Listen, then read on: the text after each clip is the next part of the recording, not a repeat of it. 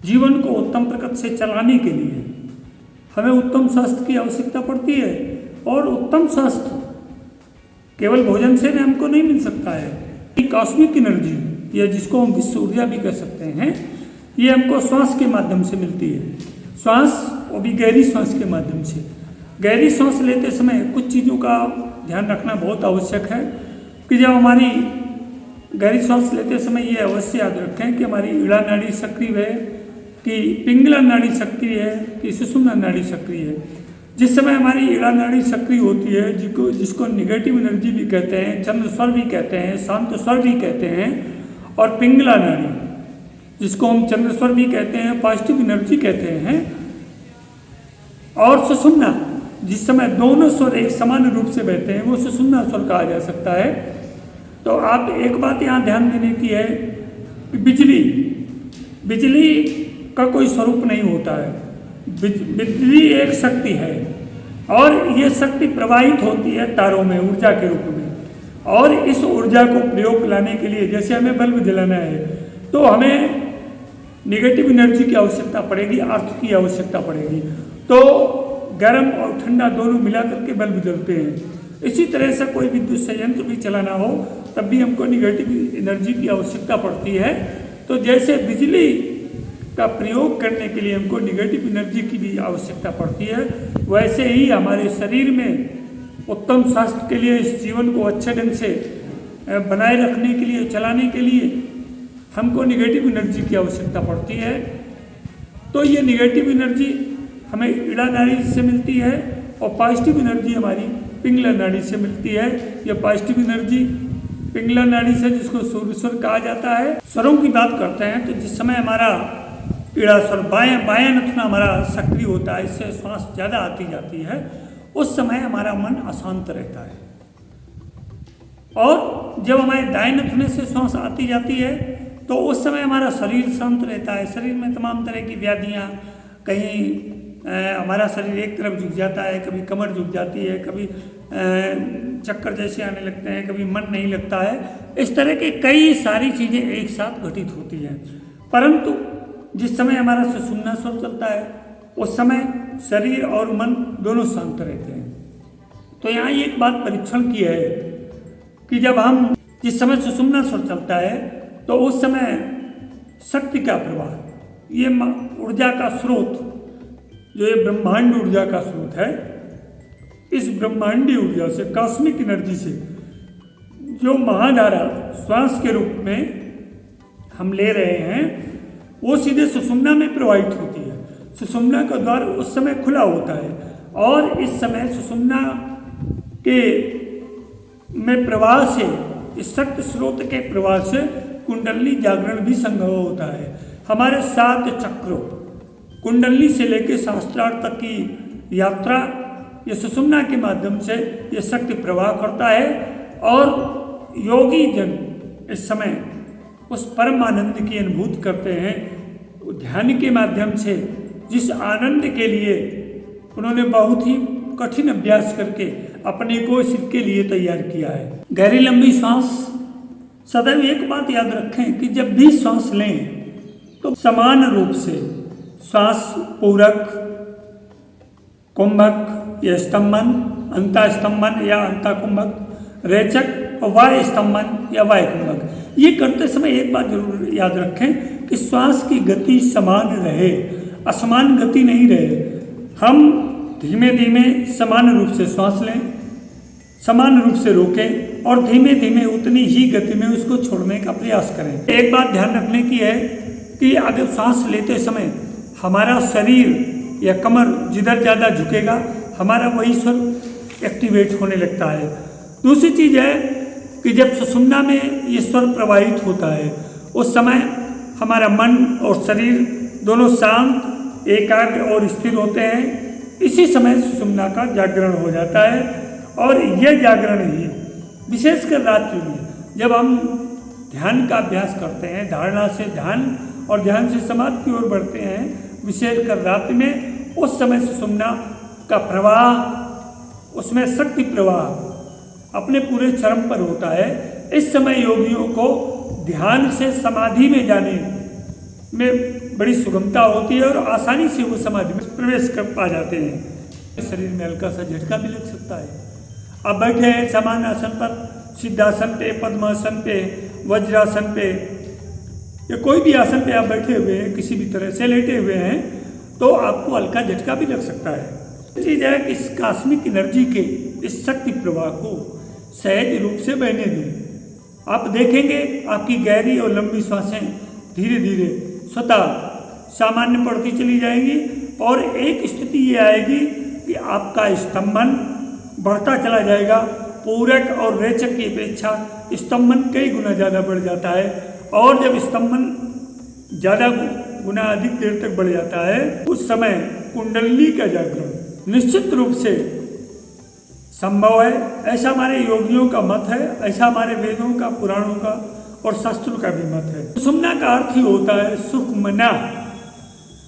जिस ध्यान में आनंद स्वतः उमड़ने लगे, जिस धारणा से अभिरुचि में बढ़ने पर, एकाग्र होने पर, मन के स्थिर होने पर आनंद की स्वतः अनुभूत होने लगे, वही सुषुम्ना है। और सुषुम्ना हमारी धारणा से ध्यान को पुष्ट करती है और ध्यान से समाधि की ओर ले जाती है और ये समाधि हमारे योगियों के चरम आनंद का। अचानक लंबी और गहरी सांस, कभी कभी ऐसा होता है कि हम बैठे हुए हैं, लेटे हुए हैं, तो हमको अचानक लंबी और गहरी सांस आने लगती है, तो उस समय निश्चित रूप से सुषुम्ना अपने जागरण का प्रयास करती है और प्रक्रिया में होती है सुषुम्ना जागरण के। अध्यात्म प्रेमी जिज्ञासु मित्रों, मेरे कहने का मतलब ये है कि जब भी श्वास लें, गहरी लंबी श्वास लें, तो ये ध्यान रखें कि अपने आसन का ध्यान रखें।